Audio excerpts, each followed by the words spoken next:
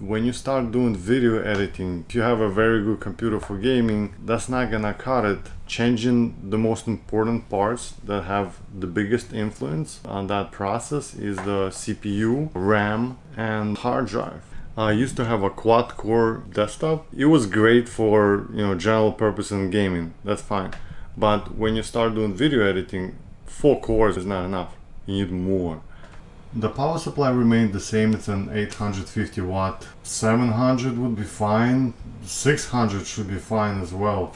But you do want to have a little bit of extra room in there just in case. The CPU I decided to get is a 10-core Intel i9 7900X.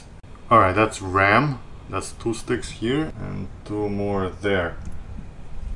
I got 64 gigabytes because several times I worked on videos over an hour long. It may happen there's gonna be 4K. So 32 is the sweet spot for RAM size. If you can get an 8-core CPU, that's perfect, but 6-core is gonna be good as well. If you're thinking of either going with Apple or Microsoft, like Windows, go with whatever you used to, I guess, or whatever you can afford.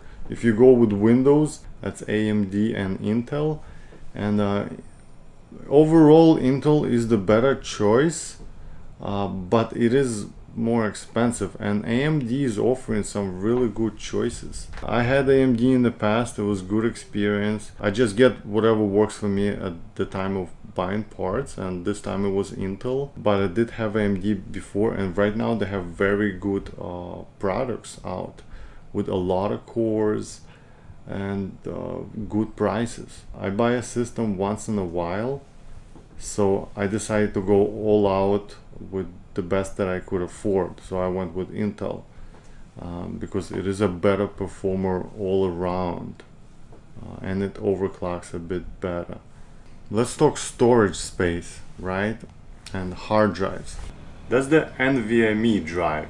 They're like solid state hard drives, but they're much faster because it's like they connect straight to the motherboard through PCI Express lanes, and this interface is much faster than other interfaces such as SATA, for example. See, so that's a SATA interface, and if somebody remembers, there was an older one, IDE. There was the wires were like 10 times thicker than that. This drive is about 500 gigabytes, and I find that 500 gigabytes is like a sweet spot because you can still install a couple of games and always have plenty of free storage for all your video needs. And when I'm done with that, I move them to a more permanent storage, which are the regular mechanical drives. I have 2 mechanical drives, and together they're about 2 terabytes. But you can also use external hard drives, especially if you have a laptop, right? That's very convenient. You can just fill them up and then keep them on the side. Video card wise, you really don't need a super powerful video card for video editing unless you're doing something specific, unless like gaming is the priority for you or something. This video card is GeForce GTX 1080 Ti. Let's talk cooling. It's something to consider, of course, because you do need to have good airflow through your system, especially if you're doing a desktop for video editing. It will be getting warm. I wouldn't suggest going with water cooling.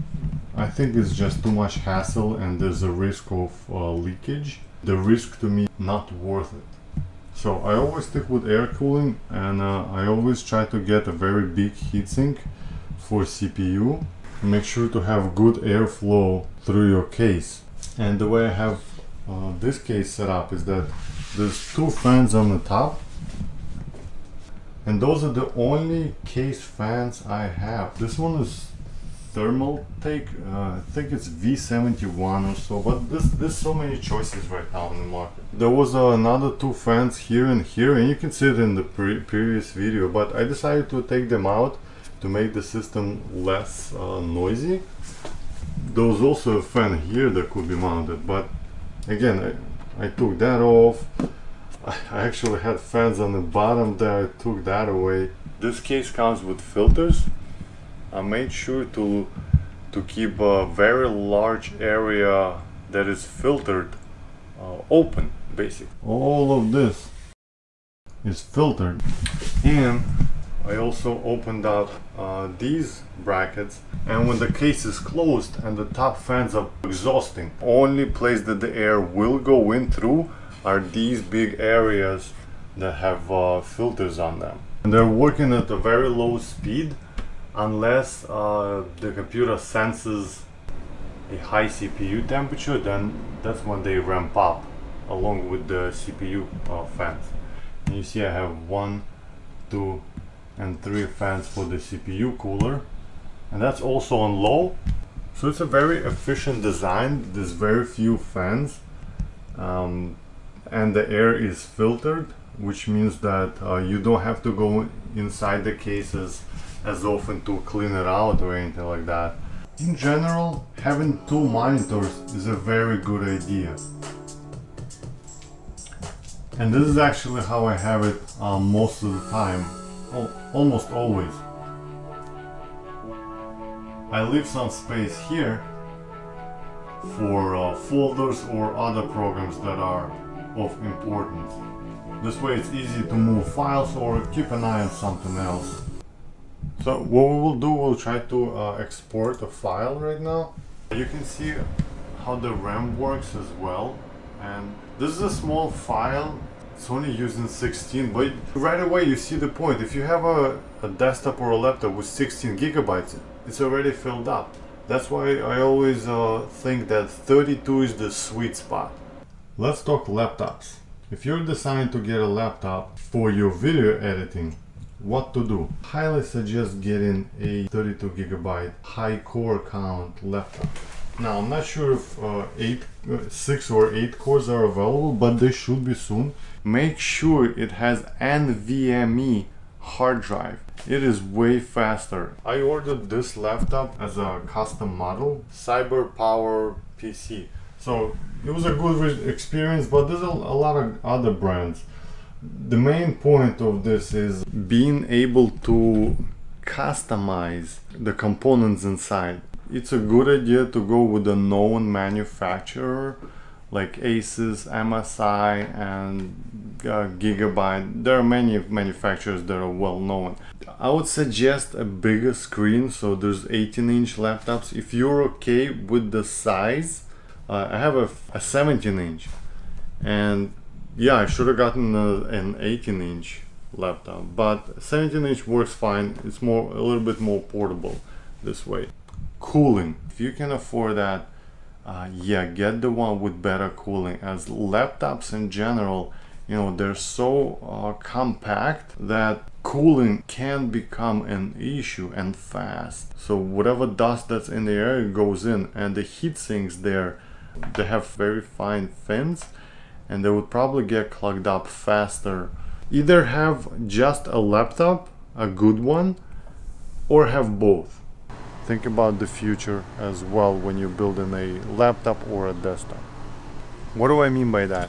Well, I had a kind of a thought like, hey, I want to experiment with 4K and possibly longer videos, and guess what? Half a year has passed by, and that's actually exactly what happened. I experimented. I shot a lot of 4K footage, and also there was some videos that were like really long. All of those things I took into consideration, and I tried to safeguard myself in that by getting the 64 gigabytes of RAM, for example, and the 10-core CPU. That's why I think right now the sweet spot is 6 and 8 core CPUs and 32 gigabytes of RAM, because you will be working mostly with 1080p footage still. So there you have it, something to keep in mind. In the video description I will post a link to my previous desktop video. Alright, give this video a thumbs up if you find it useful. Subscribe to the channel to support future content. Until next time.